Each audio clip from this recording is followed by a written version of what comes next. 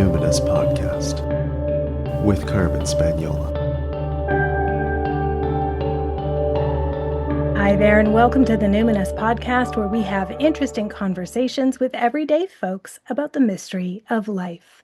I'm your host, Carmen Spaniola, joining you from the lands of the Insilkshin-speaking peoples of the Okanagan Nations on our small farm just outside of a small town known as Summerland, BC. Today, we're welcoming back to the show one of my favorite conversation partners. Perdita Finn is a writer and teacher who appeared previously on this podcast in 2023 when we talked about taking down the patriarchy, using magic and ancestral veneration, as well as power analysis and intellect, etc. She is the author of Take Back the Magic, Conversations with the Unseen World, and with her husband Clark Strand, co-author of The Way of the Rose, The Radical Path of the Divine Feminine Hidden in the Rosary. Her newest book is called Mothers of Magic, Summoning the Wisdom of Our Ancestors. It's a highly relatable story about having a complicated relationship with your mother. It's also about recognizing how patriarchy influences our relationship to our mothers. And in keeping with a consistent theme in her writing, she also talks about relationships with the dead, all the mothers who came before and who are still accessible to us. And in the book, she suggests several ways we can connect with them. It is my great honor to welcome back to the show, Perdita Finn. So welcome back, Perdita. I'm so pleased to have you returning to the podcast. But we should get a little update. What identities are you leading with today? Lately I've been saying to myself, what animal am I today? What tree am I feeling like today? What ecosystem do I feel like I'm flowing through as a river? So I'm feeling my bear self today. I'm feeling a very occupied, woodsy, wet bear self, and I'm feeling the hemlocks who love the rain, who grow so slowly but are wonderful to climb on. They're playful trees, they're great climbing trees. And I'm feeling like what it's like to be that water that flows down over the rocks, very shallow, but making really beautiful music with those stones.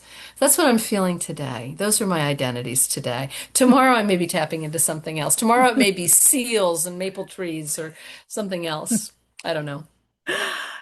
Exciting. I love it. We're opening up with the wild, which is perfect for this topic today, because one of the fundamental understandings that you're exploring in your newest book, Mothers of Magic, is this question: who is a mother? What constitutes motherhood? What's your identity as mother looking like or sounding like or moving like these days? I began asking this question before I had children when I didn't think I was going to have children. And I remember it a very vivid moment for me living in New York City. And, my dating life wasn't going very well. I had like, I'm not going to have kids. And then I was looking out this window across the expanse of Manhattan and feeling the horror of the city. I was very assaulted in the city by the poverty, by the despair, by the lostness, both the natural world and the human world. And I thought, no, I'm a mother. There are not enough mothers here. So I show up. My job will be to show up as a mother. Now, I did eventually have my own children, my own biological children, but becoming a mother, and I would say that that journey began even earlier when I was 22 and I made a decision to have an abortion. And I realized the most powerful choice I could make as a mother was not to have a child at that particular moment. And that was a mother's choice. I became a mother of the dead at that moment. And that it was, no, I'm not up to this. This is something, that's no fun. I'm not enjoying this choice, but it's the right choice for all souls concerned. The book I've written looks at what it meant to be a mother before civilization, how we have sentimentalized and scapegoated that identity within it. But I want to I want to think about being a mother beyond gender, beyond biological determinism, and beyond my species. Mm. And I think our ancestors thought of being a mother that way. Can you say more about beyond our species? Oh, yeah, absolutely. Um, People often talk about Mother Earth, but that's an idea for people that's very big. And we don't experience the totality of the Earth very often, unless we're an astronaut. We experience our Earth, our little plot of dirt. And I think for our ancestors, when they were fed by animals or plants, they experienced themselves as being fed by their mothers. And I don't think that was an idea. I think that was a very literal experience. So that in the Jataka tales in Buddhism, we find the Buddha incarnating as a rabbit to feed a hungry traveler, throwing himself into the fire. And that seems like an exceptional, incarnational experience. But what he's really, those folk tales are really hearkening back to is a much older understanding that all beings are showing up to feed each other and care for each other in ways that are almost unimaginable to us as human beings. They are sacrificing themselves for us, they're giving their lives to feed us. And, so that I think for ancient peoples, if they called themselves the bear people or the salmon people or the reindeer people, that wasn't just like a totemic identity.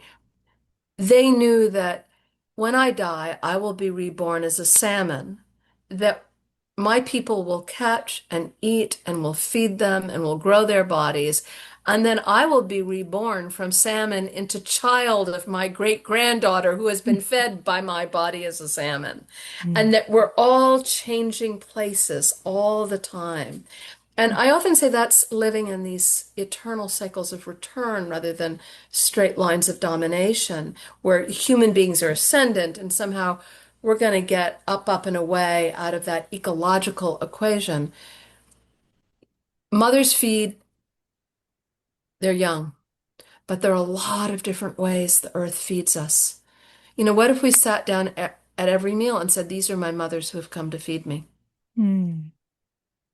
Well, and there are cultures who still do it. When I Of took a course. Lekwungen language class in what's now colonially known as Victoria, BC, in the Lekwungen language of the First Nations there, they when they address a salmon, uh, while they are fishing, it's called one name. And once they catch the salmon, it's then changed to a word that basically means cousin or brother or, sister or sibling. And so it's like out in the world, you are salmon, but once I have taken you in and I've caught you and I've taken your life, you're now my sibling. Or, and so that exists certainly. And I'm going to eat you. And I'm Yeah. going to eat you. And Yeah. when Jesus, poor misunderstood colonized Jesus, says, "Take, eat, this is my body," he's not performing a singular act of magic. He's trying to remind people about what everything in the earth is saying to us. Take, eat, this is my body. And if we know that we're eating our brother, our sister, our friend, our grandmother, the way we eat is going to be so fundamentally different. We can barely imagine it as modern people, right? Absolutely. Okay, let's give people, this isn't the whole book, right? But we're giving people a huge, okay, so your book, Mothers of Magic, is a book in three parts. There's Yep. our mothers before, within, and after patriarchy. So when you open this book, I'm looking at the table of contents. It seems pretty straightforward. So forgive me, Perdita, if I was a little taken aback about how much sex was in the first part of it. So why is it important to consider our mothers in the context of their sexuality and their erotic relationship to life? Like, what does this have to do? Why is that an important part of my understanding I, of motherhood? I got a letter from someone recently who had been, raised fundamentalist Christian, and of course she'd left it behind and considered herself a pagan and an animism. And she said she found that parts of the book the most challenging. And and first of all gratitude to my mother who raised me with a really vibrant and non-modern relationship to sex. A very uncivilized relationship to sex. It was spoken of at her funeral. It was one of the great things about her. My mother did not know shame when it came to sex, and it was an amazing gift. Um, but why is the erotic so important? And, you know, how to summarize this? For our ancient ancestors, the devotional objects they made were the naked bodies of their grandmothers. Now, in order to understand what it would be like to gaze upon the naked body of your grandmother devotionally, we have to occupy such a different belief sphere we can hardly imagine it, Mhm. right? And so that's where we start. But then, what does it mean that the female body has been so colonized and so traumatized and so abused, and female desire has been so vilified and controlled? Patriarchy comes in and says, I own this land. That's, I'm going to farm this land. I'm going to grow my crops on this land. And what it does to the body of the land, it does to women's bodies. I'm going to own your body. I'm going to farm your body. I'm going to produce workers who I own, who are going to work my land. I'm going to produce workers who can inherit my land that I know are mine, mine, mine, mine. And and so female desire, anything that challenges that male proprietorial ownership, right, gets vilified. Mm. And so female desire becomes problematical, right? Because in pre-civilized cultures, and if we want to go even, we want to look at our closest primate relatives who are the bonobos, sex is a really good thing. You, I mean, if my one of my favorite books in the whole world, it's called Bitch by Lucy Cook. It's called On the Female of the Species, and it's about all the different organizations of sexuality in the animal world.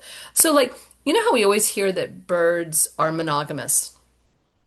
Most birds are. A lot of birds are monogamous, but they are not. But they are polyamorous when it comes time to mate. So they mate with they have a partner who they're going to raise their young with. But but they want species-wide diversity. So they may go out when it's time to have sex and have sex with a lot of different birds. But then we'll come back and build our nest together. It's really wild. And then then they're animals who clone themselves or have sex with themselves. And they can become male and female. I mean, the varieties of sexuality are so fun.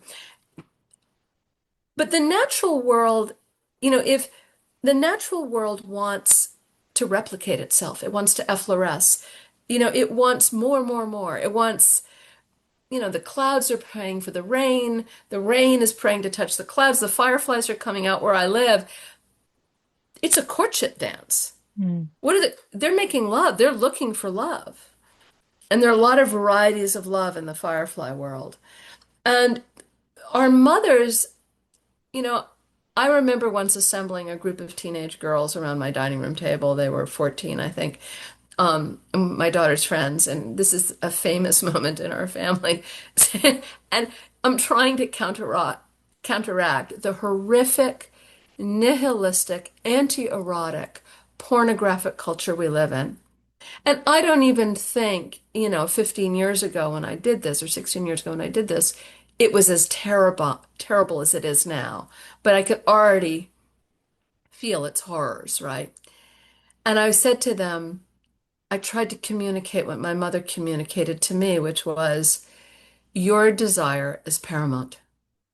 Don't do anything that doesn't feel good. Know what feels good to you. Don't perform feeling good. Mm. Your protection is your own desire, your own passion. Now, that's one lone voice in the horrific asphalt catastrophe of this pornographic culture that I hate. And I don't think it, I think what we see, I mean, it's not coincidental to me that just as this book came out, CNN brought out their exposure about this Mm, horrific website, Motherless. mm, mhm, Who's motherless? Who's mhm, motherless? The victims of these monsters or the perpetrators themselves? Or does everybody feel motherless in civilization? And because everybody feels motherless, these horrors are being enacted everywhere we look. mhm, I don't want to stop talking about this stuff. mhm, mhm, mhm. So we learn a lot about your mother in this book, I have to say. I was like, wow, she was a hoot in a lot of ways. She was a hoot. People loved her. Yeah, just a force of nature. Um, Yes, was it hard to be your daughter? of course. And here's the thing. I hope I communicated the bothness of that. That Mhm. my mother was someone other women and men came to. She got the first, Barney Frank just died. My mother got him elected in Massachusetts. He was the first openly gay congressman. We had trans couples staying at our house in the 1970s, sleeping in the same room together. You know what I mean? You have to know how progressive my mother. She didn't care who was sleeping with who. But I remember she would let my brother bring his girlfriends home, in high school. But she would often pull the girls aside and say, "You can sleep with him if you want. Just make sure you want to sleep with him." Like, great. Like, you know what I mean? Like, and then she'd make everybody fresh orange juice in the morning. I mean, so she had this, and by the way, the cats were all having sex, and we had kittens everywhere, and there were snakes, and there were plants everywhere. Everything was propagating in our house. There was pornography, there was art. It was but it was a very and yet there was also a kind of wholesomeness to it as well. Um, And so, yeah, so she was a real, but I experienced my parents as, if a local girl needed an abortion, they came to my parents. If people needed birth control, they came to my mother. People, she was a real force. But she was also, what happens when you take a goddess and you try to put her in a little New England village? She was frustrated, lonely, addicted. Mhm. Mhm. And that And was hard. maybe sometimes a little, um, would you say self-oriented? Like, Well, here's the thing. You know, every mo the one of the things I would like to deconstruct is the way we vilify mothers in our culture and the way we diagnose them and label them. You're a narcissistic, self-involved mother if you're taking care of yourself. You're a smothering helicopter mother if you're taking care of the kids. And y y you lose. Do you know what I mean? Like you're Mhm. designed to lose. And part of the proposition and the problem is that no one person should be the mother of a child. In Mhm. fact, what if instead of fathers, we had two mothers? Men who thought of themselves as mothers and women who thought of themselves as mothers. What if we had lots of people who chose not to have biological children, but were actually participating in the feeding and raising of this little being? As they did in pre-civilized cultures. What if many people were nursing a baby? Mhm. I don't know about you, but I got pretty tired nursing. Mhm. Like, it's exhausting physical labor. And Mhm. yet, when I was 22 years old, I was a natural wet nurse. For Mhm. whatever reason, I started making milk. I didn't know what to do. I went to the doctor. They said, you're fine. Don't worry about it. But I should have been out there nursing somebody's baby once a week so they could get a A nap. break.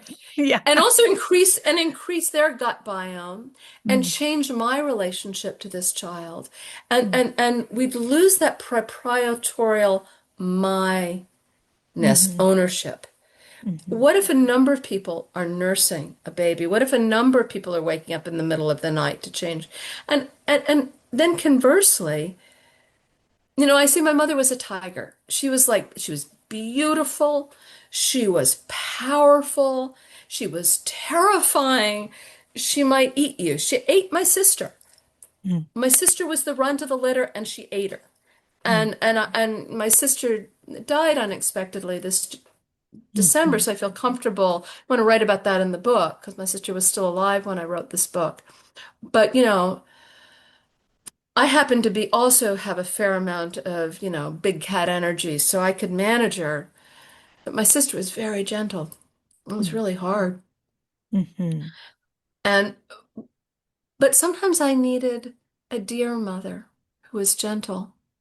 And sometimes I needed an otter mother who was just kind of fun and playful and silly. And sometimes I needed, a bird mother to show me how to fly.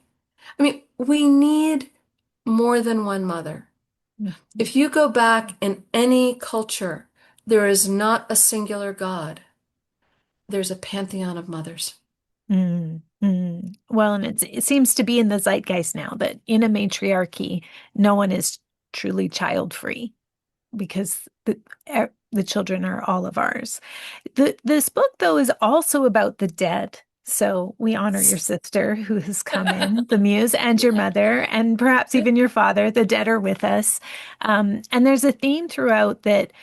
I mean, I once heard somebody say something like sometimes death is the best evolution for a particular soul. Like they've kind of gone as far as they can get with self-awareness and understanding on this plane. Absolutely. Yeah, and you write in one part, um, I think the quote is, "My grandmother, dead, wasn't depressed anymore."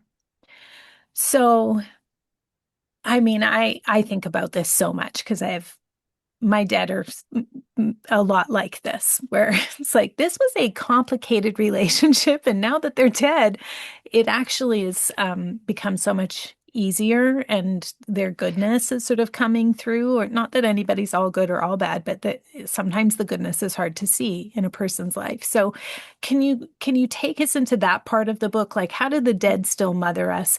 And but also like how can we relate to the dead as mothers if they weren't so great at mothering in life?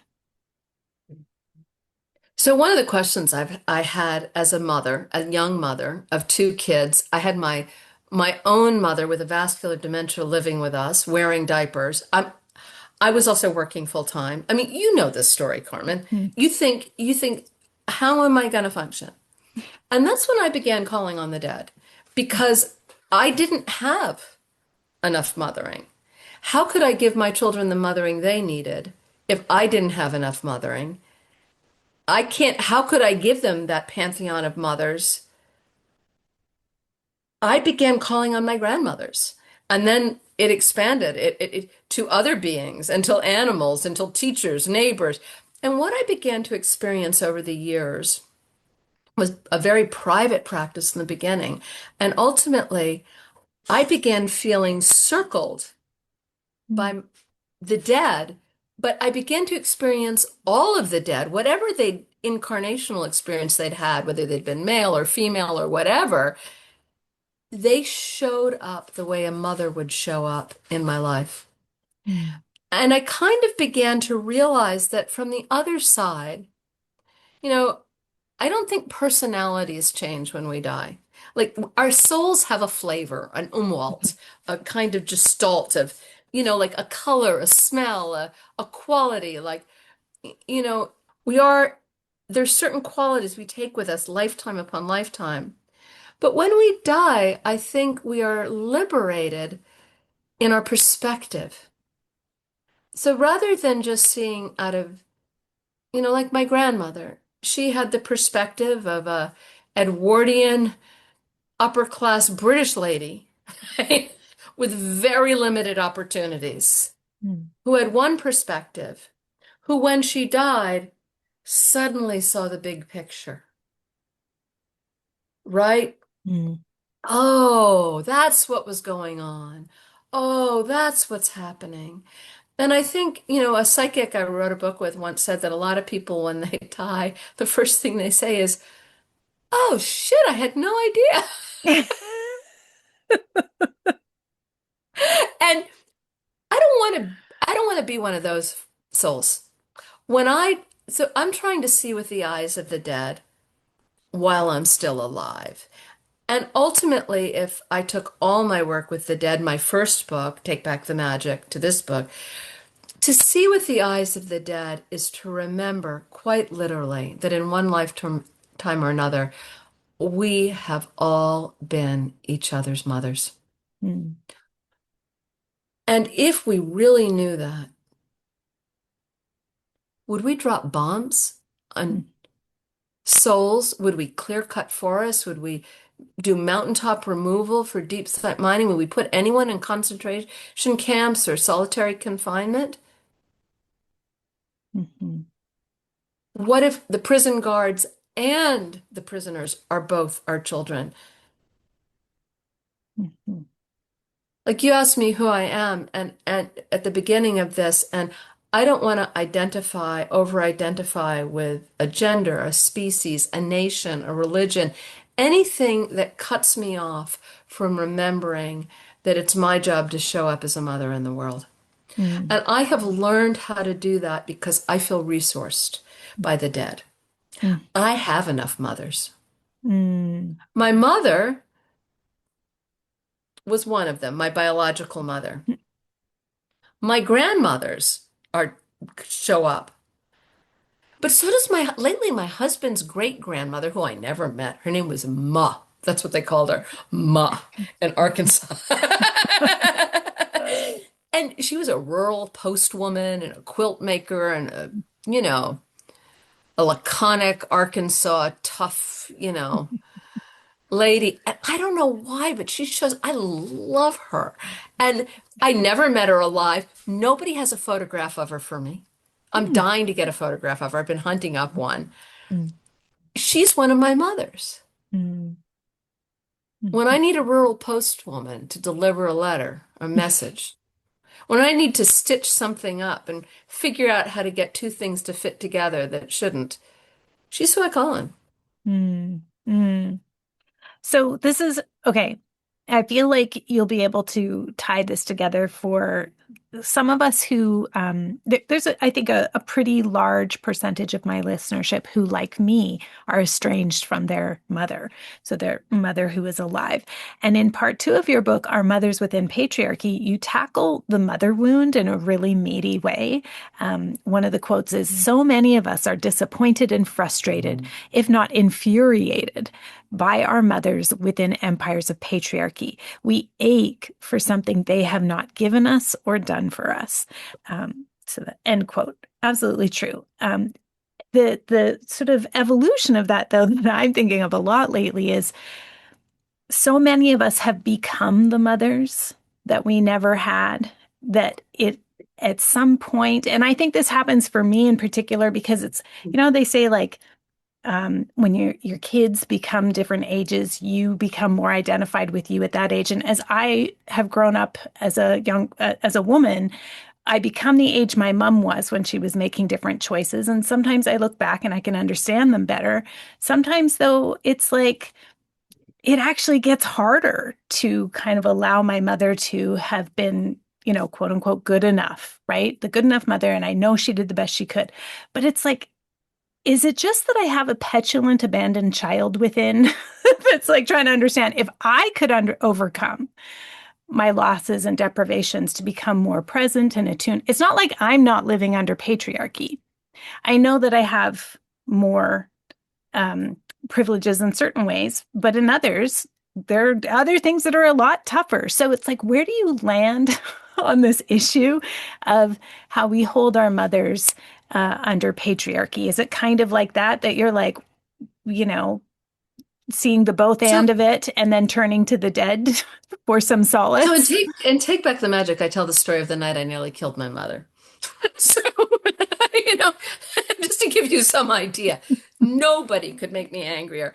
And I nearly killed her the night I brought my 2-month-old baby home, and she was drinking too much. She told friends of mine not to come over, and then the baby started to cry, and she told me to let the baby cry, and I was going to spoil the child if I didn't teach her to cry it out. And I lost it. You know what I mean? Like it was an escalating series. And we were screaming and saying the worst things in the world. And and I hit her, and then I ran down and called my husband on the phone. These were the days when the only phone was a rotary phone. And and I think I gulped and sobbed. I think I'm going to kill her. What am I going to do? So I need to stress that I have been there. Okay. My mother had amazing qualities, but she had no woke resources at all spiritually. Okay. She had alcohol. That's it. And she had men are good and women are bad. You know what I mean? Really. She was overright, you know what I mean? Like she privileged men. It took me a long time to realize I'd gotten to go to college. I came from a very educated family, but I was the first woman to go to college. My mother didn't get it. It just wasn't even expected of her. Do you know what I mean? And so her rage and her pitting against me and her sense of my opportunities, but also her desire for me to be conventional. She was terrified of anything spiritual because her mother had been mentally ill and all kinds of things. We could fight. And so I think I'm gonna kill her. I call my husband and he says, you need a mantra. And I think, oh, fuck. And he says, so he gives me this mantra. Like I write down the words. I said, what does that mean? He says, I don't know, just say it. Just go sit in the dark and say it till blood pressure comes down. So our house had all these windows because my mother loved plants. And so there were no curtains and there were just tons of windows looking out on the darkness. And as a child, it could be very spooky at night. Do you know what I mean? With all that darkness and all the lights were off. I could hear my mother self-pityingly crying upstairs, which made me almost want to hit her again. Do you know what I mean? Like, I'm not going to be honest here. Okay. Like, get over yourself. I'm the kid you Yeah. taught not to cry. Yeah. You know what I mean? This is your granddaughter. You want to cry. Yeah. You're crying. You cry yourself to sleep. You know what I mean? Like, Yeah. feelings were bad.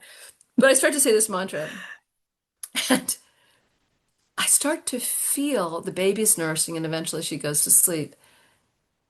I had this impression, this wild imagination of faces looking in from the darkness.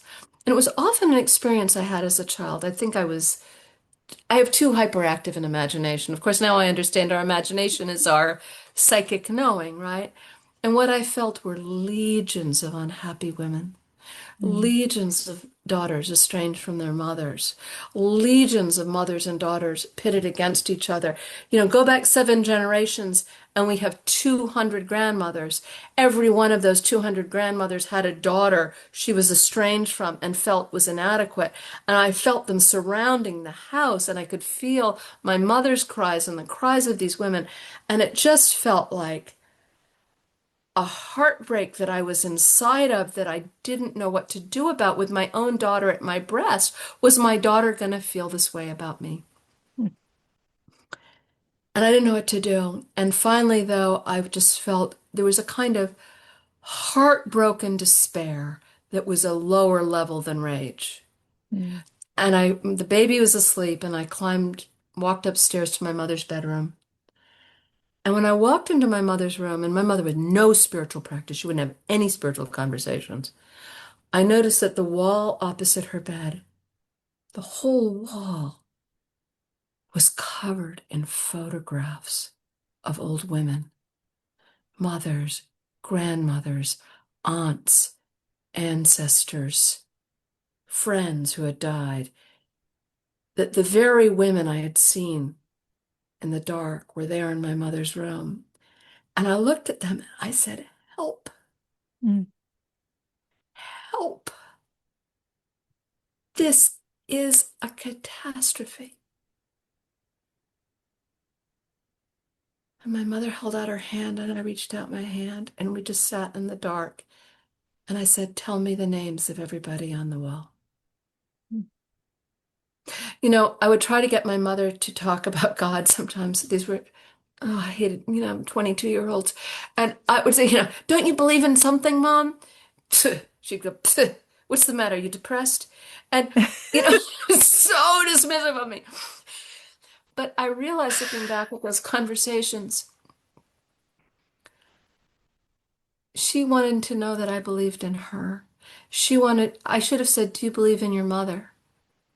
And she would have said yes. I would have said, "Do you believe in your grandmother?" And she would have said yes. Mm. Mm. That's beautiful. So you also have rituals in the book to help us with the things that are inarticulable or beyond words, or that, yeah, require something that is like a lower level than rage, but connects you with something big. And you Well, your have a rage is lot. okay. Your rage is good. It's holy. It's sacred. It's the fire. It's that erotic fire.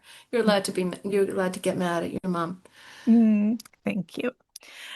So you have a lot of magical ways that you invite people to like reimagine their relationship with the mother, at least maybe with their own mother or with the mother.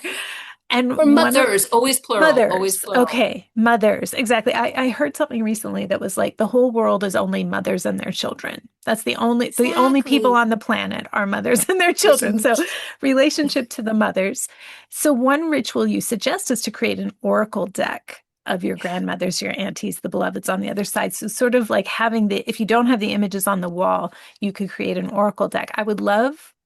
I think our listeners would definitely want to hear more about how you came up with this ritual and tell us about it. Because I read it and was like, oh, I want to do that. But that's going to be a long-term thing. I don't think you can just whip, maybe some people can, but could you tell us more about Yes, that idea? absolutely. I do this in my classes with students all the time, and they find it very powerful. And um, I wish I had my deck right beside me. It's upstairs in my office. I would show you because I add to it. And um, so one of the things that I like to think about and ask about, I've done a lot of studying of the saints, and I'm not Christian. I'm not affiliated with any religious structure, but I'm fascinated by the folk traditions of sainthood and the folk, and so that you can take a very complicated figure like Saint Anthony, who has a incredibly complicated biography and personal disappointments and personal failures and he becomes the patron saint of lost things.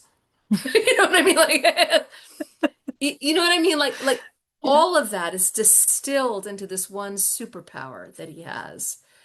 And so much so that I mean I've experienced a lot of magic around Saint Anthony and I do a lot of work with him. But that's his superpower. And so one of the things I often say to people with the dead is what are they the saint of?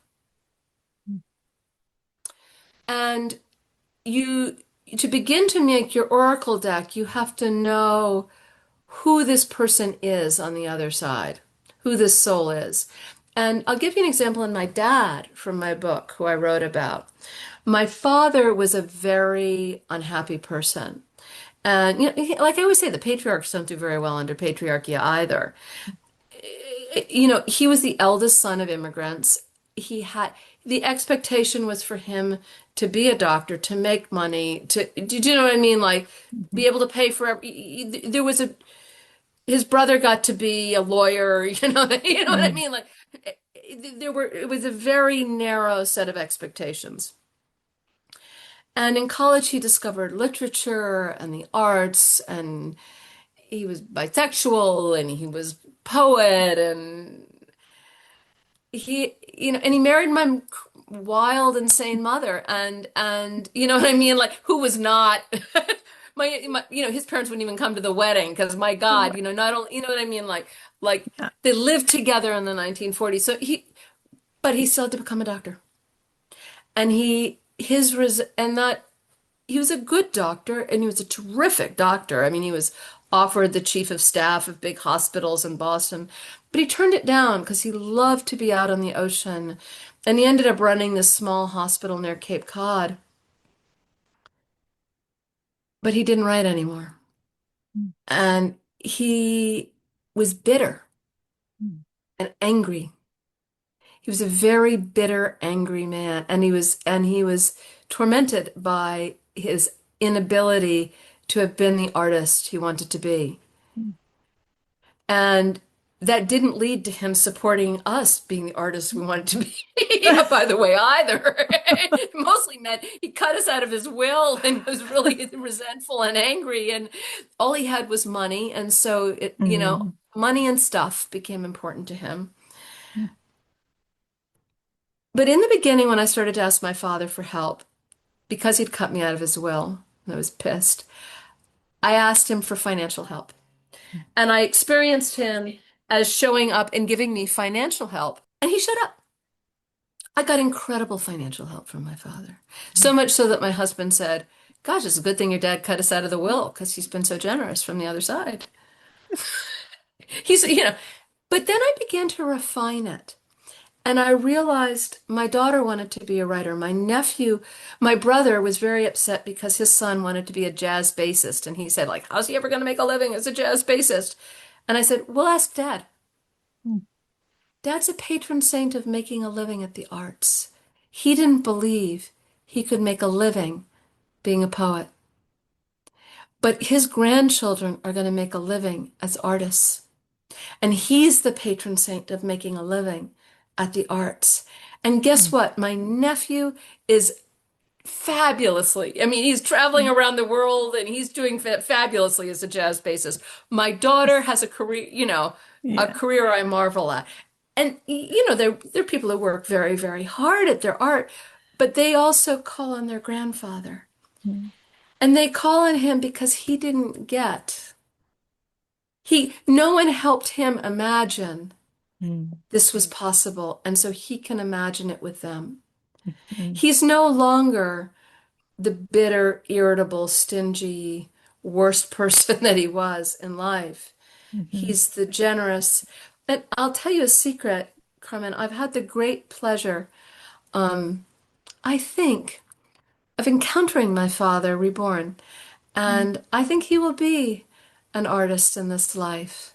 And all of that medical lore and all of that sailing experience will go into his artistic expression and a life that's being supported in the right ways this time. And I pray for my father's current incarnation. I pray to my father as he was, as the patron saint of living at the arts.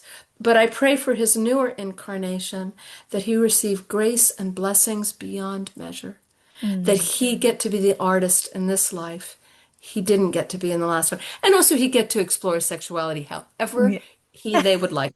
That's right. Beautiful.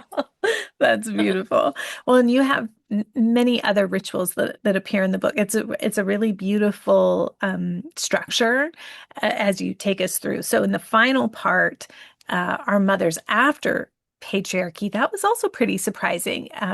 In the chapter called Talking About Reality, you bring in some of those more like difficult, or I guess I would say existential, um, that kind of material, the existential material that you shared about having come into the world as a very young child, quite psychic, already having a kind of existential knowing, sometimes very cataclysmic and catastrophic premonitions. Um, and I do think it can be quite terrifying to feel that we are a mother, whether it's biological or just that, um, I shouldn't say just, but or in other ways, right? In the ways in which we create and we put ourselves out there and then are responsible for and to our creations, or interdependent with them, or even just this idea that we are a microcosm of the macrocosm of creation and perpetuity, that we Yeah. can birth entire worlds. Or as This, some people say, that we are the ones we've been waiting for, as the memes say. And it's like the voice in my head is like, I don't know. Like, but I'm just me. Like, so what do you say to folks who feel a bit frightened of this role or of this identity as one of the mothers, this responsibility, who feel unsure what they can do to nurture the world we wish to see, especially if in our sensitivities we tend to see some of the most terrifying potential realities ahead of us? first of all, you're not the only mother in the world. You're not the only one who's showing up. I don't know if you ever had like a potluck party. And you know the mothers, because they're the ones who step into the kitchen and you come in and you go like, the dishes are done. They've all been put away. Somebody swept up. Somebody took out the recycling. You know what I mean? And my nephew is one of the great mothers in the world. Like I had to say, Adam, you will not do the dishes. You know what I mean? Get out of the. But mothers show up, right? Mothers, if everybody is remembering how to be a mother, then the load is very light. The problem we face right now, and the reason we feel overwhelmed, is because we don't feel like there are any mothers in the world. There are not enough mothers in the world. None of us feel like we've got enough. And that's why I always say, start with the dead, because you need to feel mothered before you can mother. Really feel like the dead are real. Really feel the magic of that. And then you're going to know. And not everybody does the same thing. Some people are really good at doing the dishes. Some people you don't ever want to do the dishes. My son says I should never be allowed to do the dishes. I do the dishes worse than anybody. You know what I mean? Like you want me in the other room telling a story. You don't want me doing the dishes. But we all have a tree doesn't expect to behave like a stone, and a stone doesn't expect to behave like an otter.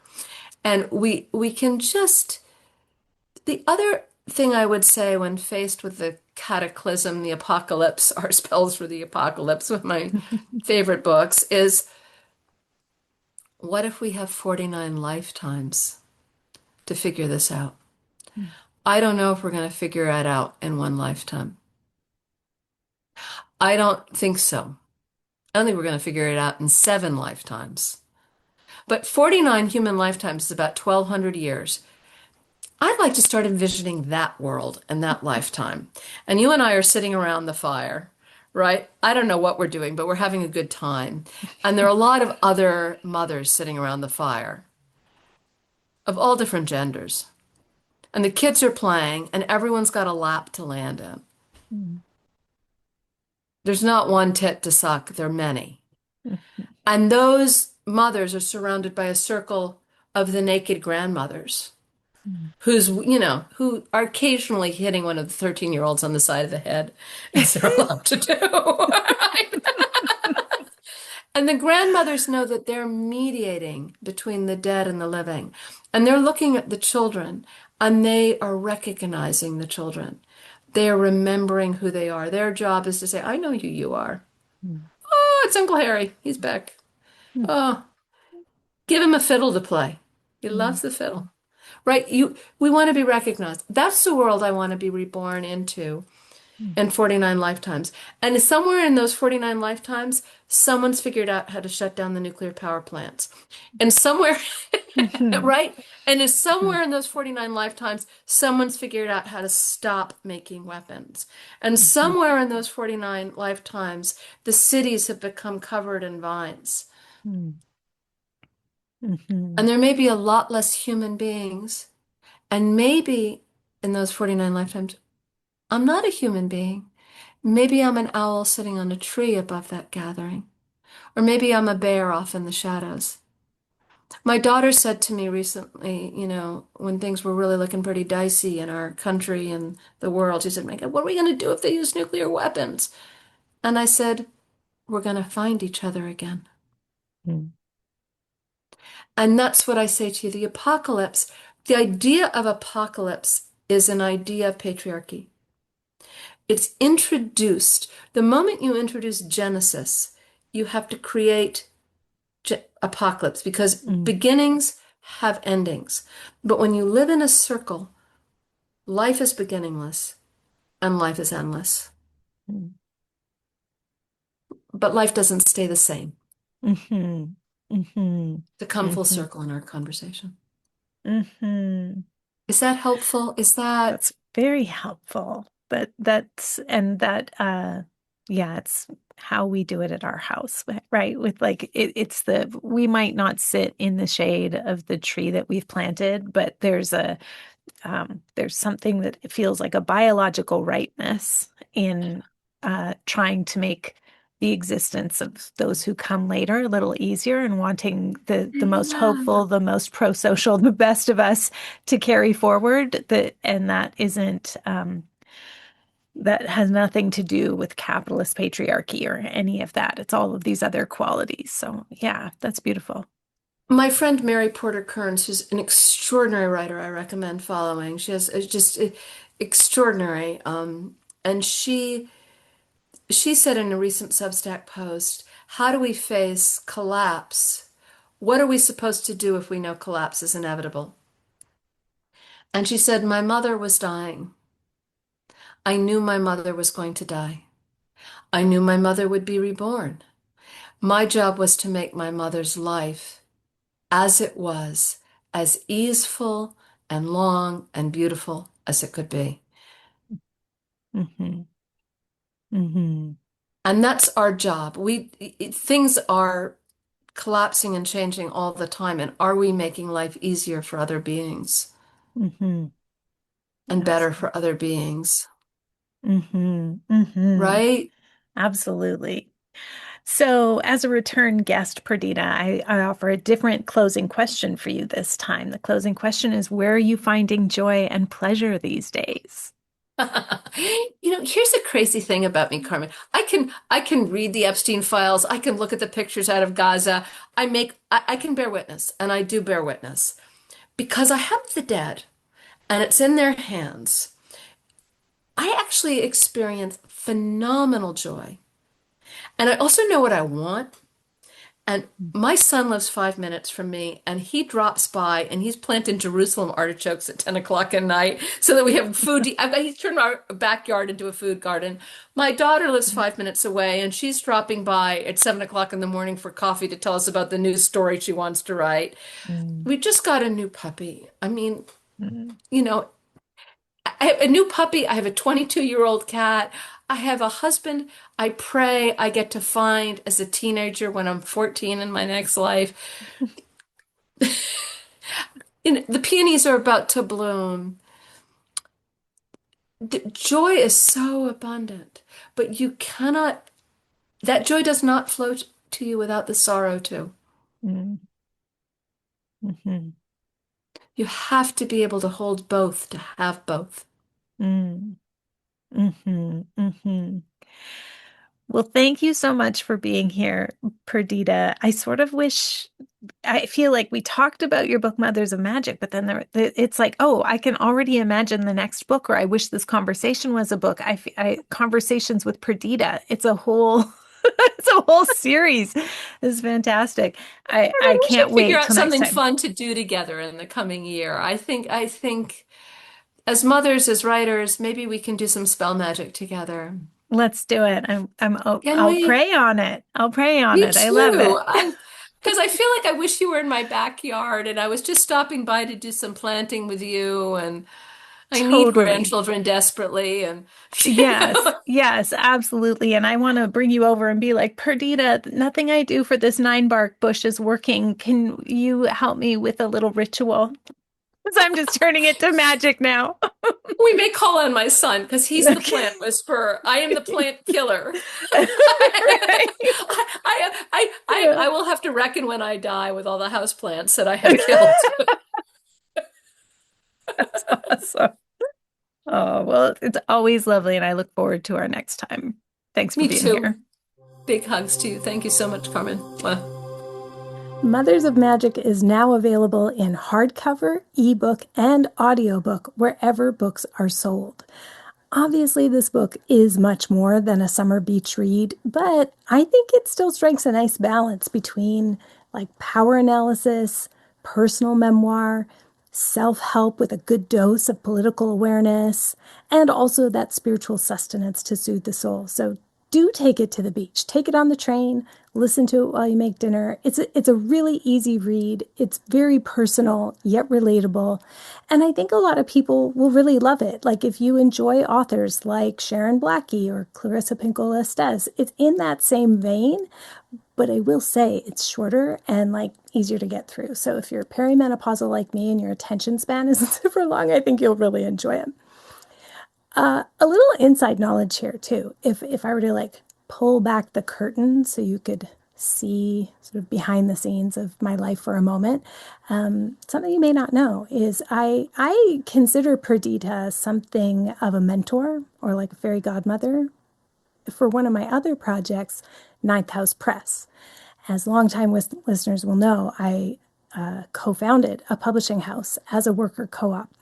And Perdita has been a champion and a booster, just like very encouraging of me and of us since the beginning. And it has meant so much to me to have such a well-established, highly esteemed, I don't know if you know how deep her roots in the publishing industry go in many different roles, as well as being this very deeply reflective individual, So she's a thoroughly experienced writer, editor, book midwife in our corner at Ninth House Press. So that's been just it's been a real boon and really important to me. And I highly, highly value that. And I hold her in very high regard. So it's always such a joy to talk with her. And I really hope that you will buy this book because it's an excellent kind of overview of so many things that she's about. It has captivating